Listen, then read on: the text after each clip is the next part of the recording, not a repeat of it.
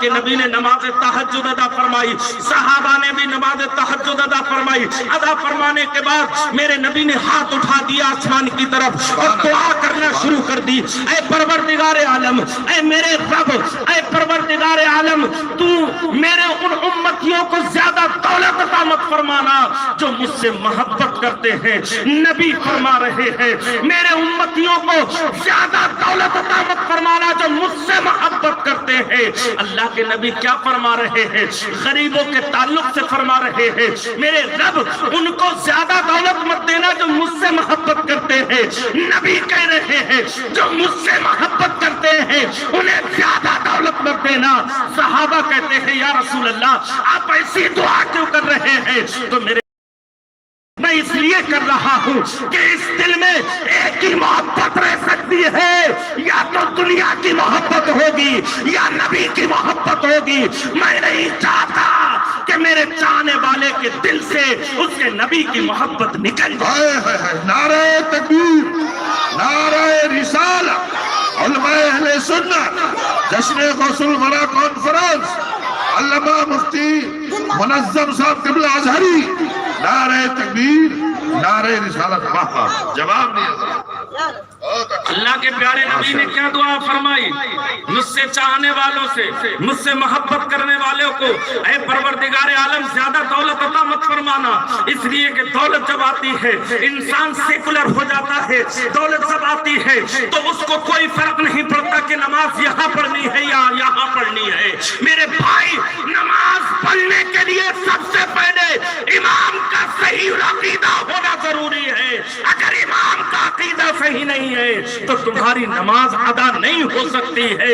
اس لیے میں ان نوجوانوں سے جو اپنے آپ کو لیبرل سمجھتے ہیں، سیکولر سمجھتے ہیں، ایجوکیٹڈ سمجھتے ہیں، پڑھا لکھا سمجھتے ہیں، اور وہ یہ کہتے ہیں کہ نماز ہر جگہ ہو جاتی ہے، نماز ہر جگہ ہو جاتی ہے۔ سنو، ترمذی شریف کی حدیث ہے، میرے نبی کریم صلی اللہ علیہ وسلم کے سامنے ایک جنازے کو لایا جاتا ہے۔ آقا کریم نے پوچھا یہ جنازہ کس کا ہے؟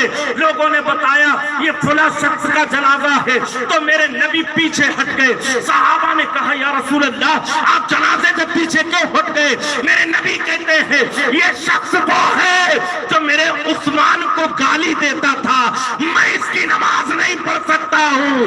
جب میرا نبی اپنے صحابی کی گالی دینے کی وجہ سے اس کی نماز نہیں پڑھ سکتا تو ہم امتی ہیں جو ہمارے نبی کو گالی دے گا ہم اس کے پیچھے بھی نماز نہیں پڑھیں گے۔ واہ واہ، حق ہے، واہ واہ، بہت اچھے حضرت، واہ، اللہ اکبر، اللہ اکبر، یا رسول اللہ، زندہ باد، بہت اچھے، واہ بھائی، زندہ باد مفتی صاحب، زندہ باد، واہ واہ۔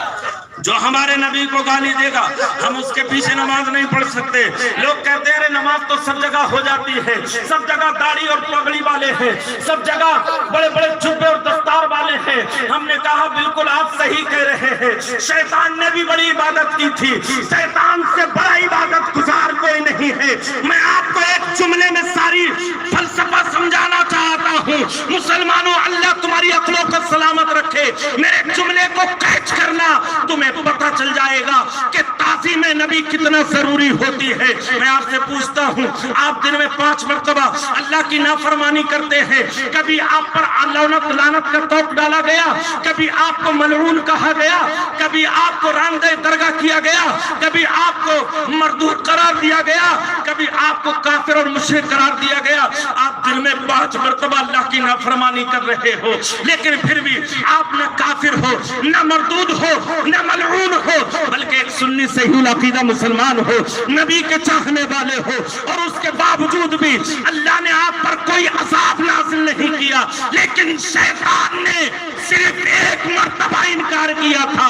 ہم دن میں 5 مرتبہ کریں تو ہم مسلمان، شیطان 1 مرتبہ کرے تو وہ کافر اور مردود۔ اس فلسفے کو سمجھنا ہے تو سمجھ لو، اللہ بھی یہی چاہتا ہے اے لوگوں تم میری نافرمانی کر دو گے میں برداشت کر لوں گا، میری رحمت میرے غضب پر غالب آ جاتی ہے، میں معاف کر سکتا ہوں، لیکن نبی کی شان میں گستاخی کبھی معاف نہیں کی جائے گی۔ حضرت سجدہ نہیں کیا تھا، اس نے تعظیم